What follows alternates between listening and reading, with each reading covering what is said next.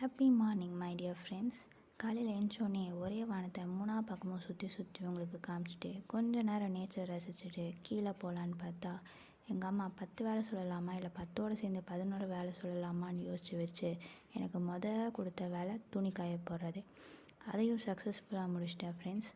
அதை முடித்த உடனே த்ரிஷா டைலாக் பேசலான்னு பார்த்தா கொஞ்சம் மனசாத்தி உறுத்துச்சு. ஏன்னா துவைச்சது என்னமோ வாஷிங் மிஷின் தான். அதுக்கப்புறமா என் கையில் குப்பையை கொடுத்து வெளியில் வைக்க சொன்னாங்க.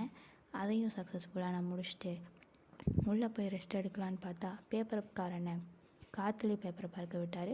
பட் பேப்பருக்கு ஒன்றும் செய்தார் இல்லை ஃப்ரெண்ட்ஸ். அதுக்கப்புறம் சினிமா பக்கத்தில் அப்படியே நோட்டத்தை விட்டுட்டு அப்படியே மேலாப்பில் போனால் ஒரு ஜோக் இருக்கும், அதையும் படிச்சுட்டு உள்ளாரையே சிரிச்சுட்டு இந்த பக்கம் வந்தால் என்ன மேட்ச்சு நீ என் தம்பிக்கும் அப்பாவுக்கும் அப்படியே அப்டேட் கொடுத்துட்டு அப்படியே மடித்து சைடில் வச்சிடணும். ஏன்னா நம்ம ஒன்று யூபிஎஸ்சிக்கு ப்ரிப்பேர் பண்ண போகிறதில்ல. அடுத்த வேலையாக காலேஜ் கிளம்புறதுக்கு மூளை முக்கியமோ இல்லையோ, லேப்டாப் முக்கியம் ஃப்ரெண்ட்ஸ். டேக் கேர், பாய்.